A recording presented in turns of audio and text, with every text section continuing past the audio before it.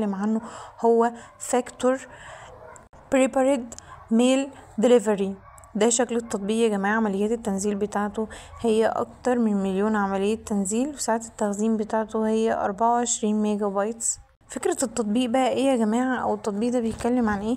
هو توصيل وجبات طازة ومعدة مسبقا. بيقدم لك التطبيق ده خدمة توصيل مجانية،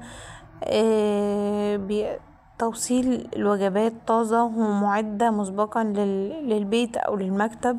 بيوفر لك التطبيق ده مجموعة متنوعة من الخيارات تناسب مختلف الأذواق والتفضيلات الغذائية. كمان يا جماعة التطبيق ده بيقدم لك وبيركز على تقديم الوجبات الصحية ومتوازنة غذائيا.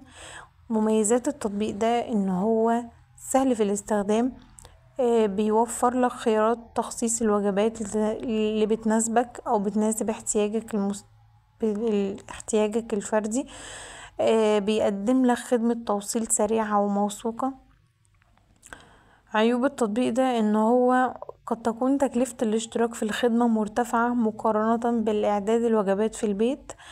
التطبيق ده بيعتمد بشكل كامل على خدمة التوصيل، وده بيمثل مشكلة في حالة عدم توفير خدمة التوصيل في بعض المناطق. التطبيق ده ما بيتوفرش فيه مجموعة واسعة من الخيارات للأشخاص اللي بيعانوا من قيود غذائية.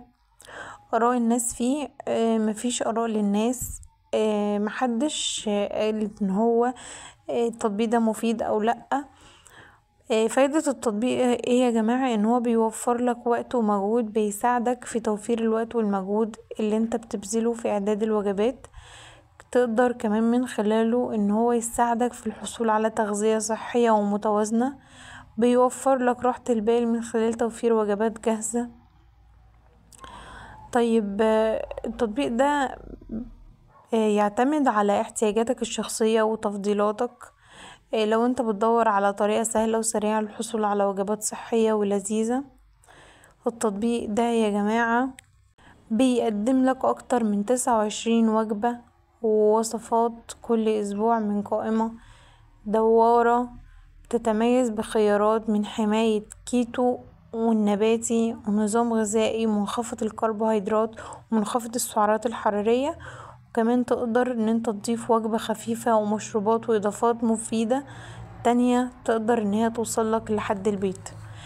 ما تنسوش يا جماعة ان احنا القناة بتاعتنا هي القناة الوحيدة للكلام عن التطبيقات بدون تحيز لأي تطبيق، وكل واحد في قناتنا هيقول تجربته الحقيقية سواء كانت تجربة ايجابية او سلبية.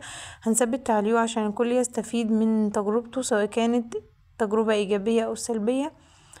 هنستنى تعليقاتكم لان تعليقه هيفيد غيركم. مع السلامة.